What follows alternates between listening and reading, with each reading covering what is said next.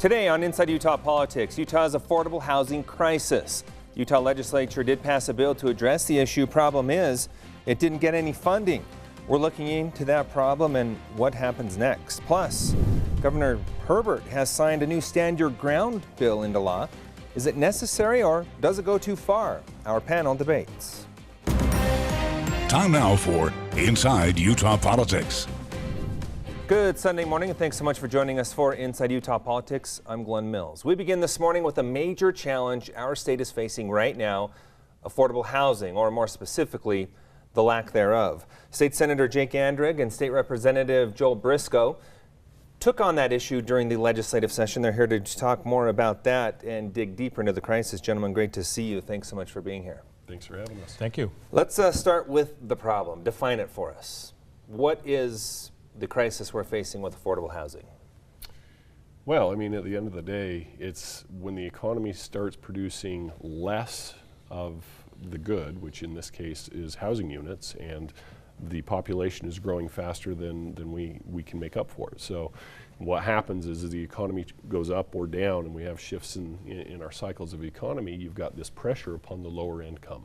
You've got, when we had our last, 2008 big recession, you saw people that were in the upper middle class sections moving down as they were in their housing, but that was then crowding out in the lower. And so as you look at the average median income, you're looking at people that are, roughly 50% of AMI, average median income, who are being priced out of the market at this point. So our estimations and the reports are showing that we're about 45,000 units short as a state, across the state. So that's a lot. Representative Briscoe, let's bring you in. Paint that picture for us. What kind of a challenge and an obstacle does that put in someone's life? What's different for Utah is we're producing more households than we are houses, which is really strange for Utah because for years and decades it's been the other way. So we have these people, we don't have 40,000 people who are homeless. We just have a lot of people in housing they can't afford. So instead of paying 30% of their monthly income, they're paying 40, 50, 60 or more percent of their monthly income, which means they have less money for health care, food, things their kids need, clothes, and they're living really, really tight lives in terms of what they have to spend. it's true. And in fact, you're only one paycheck away, one major incident away from homelessness in many instances. So let's talk solutions. What are solutions as we're trying to get ahead of this problem down the road? Well, that was what we were trying to address with Senate Bill 34. We were trying to say, hey, there's two aspects to this. Number one, cities do play a role. The government is a partner in working to address this issue. The free market's still going to adjust and take care of the lion's share, but the reality is how we deal with this on a governmental level, on a city level, with our land use authority. What do we do to stymie the development of growth, or what do we do to help develop the growth? And then the other side of that is that cities don't actually build any affordable housing. The developers build it at the end of the day. And so there has to be a funding gap component to that to help incentivize the developers to come in so they can develop more units and keep them at rates that the lower income, the 50% AMI, can actually afford. To that point, cities don't build it. However, we did see some resistance from cities because they felt like maybe the state was encroaching on their rights. Why did we see that type of resistance? There are people and there are areas and communities that want to live with half-acre lots. But they also then want some of the amenities of having housing a little bit more close together. So SB 34, we added 5, 6, 7, 8, 9, 10 new options that communities can use to plan for affordable housing and denser housing. We're not telling them which ones to use. We're simply saying, here's some options. Many cities are currently using these options in terms of planning. Cities aren't going to build the housing, but they're going to enable developers to come in and do it. You were obviously upset. The bill passed, but got no funding. That's a crucial element to this, because how do you move forward without that piece of it? Well, I mean, there's no doubt that the policy side of it and the new aspects that we've asked cities to say, here's the cadre of 24, 23 items you can choose, is actually a huge step forward as far as paving the way for the affordable housing development. But not having the funding component to it is exactly right. So we're paving the way over here, but you're not actually going to incentivize any new development, very, very little development from this. So we ended up getting the cart, but not the horse. And so we're going to have to go back to the table. And the truth is, I think we were just a victim of a pretty lousy budget process this year that really, and the tax reform that I think we just kind of got thrown out with the baby with the bathwater, unfortunately. Yeah, that's a whole nother conversation that we could take up 9 minutes on, right? So where do we go from here then? You didn't get the money, you set some policy, what's next? SB 34 is in place. There's a procedure in place to help cities plan, so they can start laying the groundwork for how to bring affordable housing into their communities. We meet in 2 weeks. The Housing Affordability Commission meets again. We can do a review of what we've got done and make plans for what we do next year.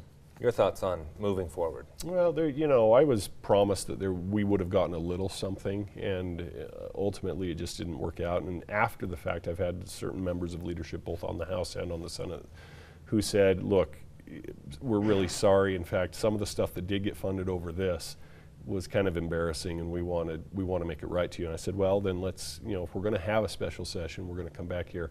Can we look at it at that point? And I'm being told kind of softly, yes, we'll take a look at it, but what that actually translates to as far as what money we might be able to get in an interim session, I'm far from certain that that's going to be forthcoming. We just have to continue to look forward and work hard to get commitments from it and see what we can do. What's on the line here? If we don't address this issue now, what are we looking at down the road?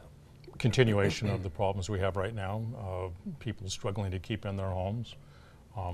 Some people coming in and out of the homeless shelter are people who, when you're an hourly employee and you miss a week's worth of work in a month because you're sick and you don't get paid, sometimes that 1 week of being sick is enough to make you miss a payment, and you miss 2 or 3 payments and you're on the street again. So we want to keep people off the street. We also want to help new families. I mean, there's a lot of people who are suffering from a housing issue. We also want to make sure people don't leave Utah for other metro areas in the Intermountain West because our home prices are too high. So let's talk a little bit about that, Senator. We have affordable housing and we have housing affordability. The two really go hand in hand, kind of impact different types of people. But explain the connection there and the potential of not addressing that down the road. Well, so housing affordability is really kind of mathematics at the end of the day. When you take the average median income of a family and you say, okay, typically when you're going to get a mortgage, your 31% of your debt to income ratio can go towards your housing component of that.